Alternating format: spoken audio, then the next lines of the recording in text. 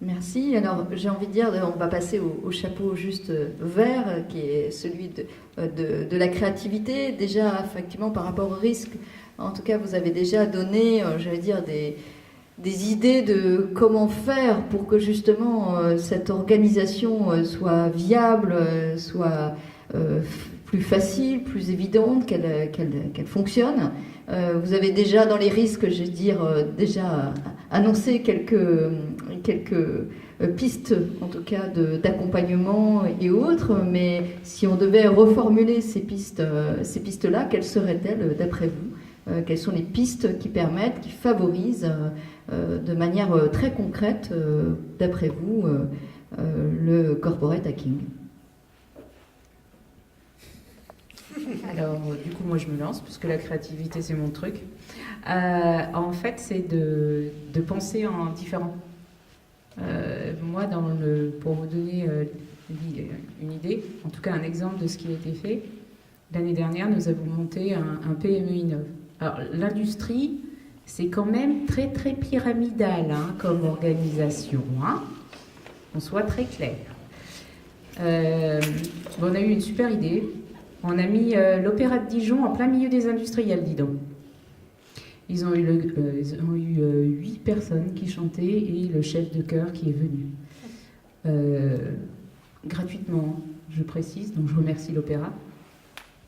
Mais ils ont redemandé le lendemain, dis donc. Parce qu'au début, c'était mon Dieu, ça va me perturber dans mon travail. Ah non, puis j'ai pas le temps, puis j'ai autre chose à faire. Et puis non, on est pressé, puis il y a le temps, puis il y a le timing. Et d'avoir des pauses suspendues comme ça, en fait, ils se rendent compte qu'ils peuvent être performants. Parce que justement, leur cerveau est très très heureux de faire une pause. Et c'est ça la créativité aussi. C'est de faire des chocs culturels, gentiment quand même, avec douceur. Et puis quelque chose qui parfois est un peu galvaudé, mais c'est vraiment l'importance de l'humain dans tout ça.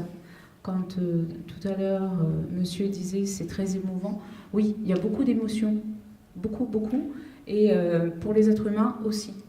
Et laisser justement cette part d'enfant, on va dire, je vais le dire comme ça moi, cette part d'enfant pouvoir vivre, ressentir des choses, dessiner, patauger.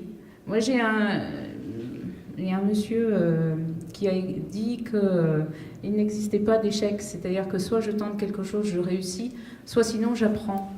Et ben, en partant de ce postulat-là, tout de suite, tu as plus envie d'y aller. Et donc, du coup, tu te dis, bon, ben, j'y vais, puis ma foi, on verra. Et en fait, en plus, c'est magique, ça marche.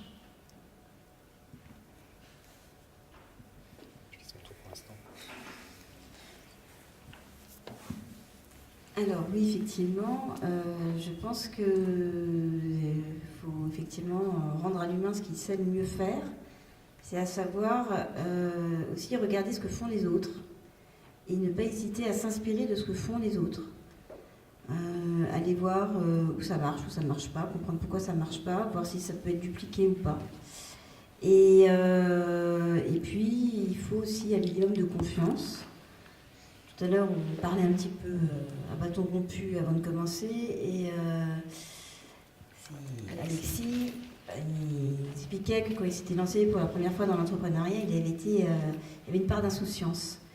Et je pense que le chef d'entreprise qui se lance dans le corporate hacking, il faut qu'il ait peut-être une part d'insouciance et qu'il se dise ce que tu disais, à savoir que bon, ça marchera ou ça marchera pas, peu importe, de toute façon, on va en apprendre des choses, on va en tirer des choses.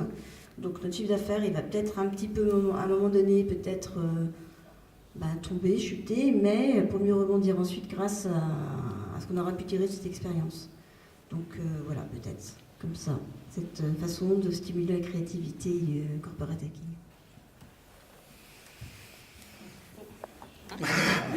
Hop là.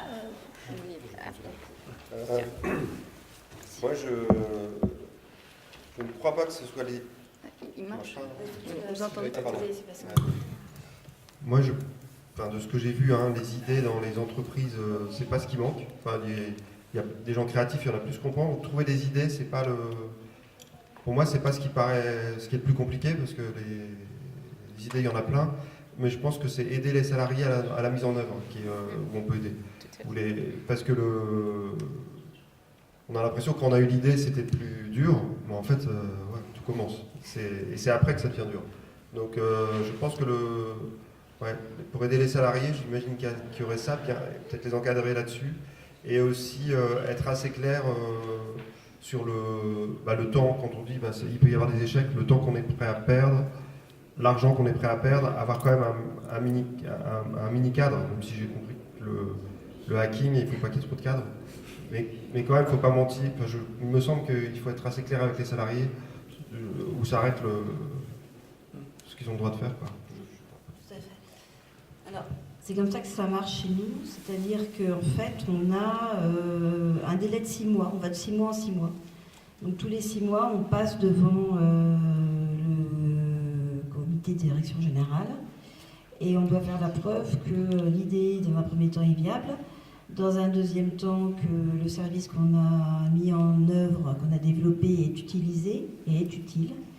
Et ensuite, en permanence, tous les 6 mois, on doit de nouveau apporter la preuve que c'est utile de continuer, en tout cas efficace de continuer sur le mode start-up. Donc il y a toujours effectivement cette notion d'échéance.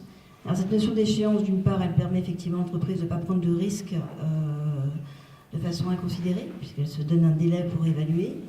Et elle stimule aussi celui qui est porteur de l'idée, parce qu'autrement, c'est super confortable. Hein.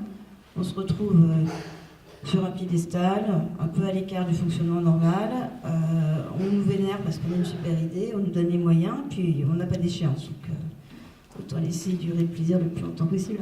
Donc oui, non, je pense que la notion d'échéance, elle est très importante.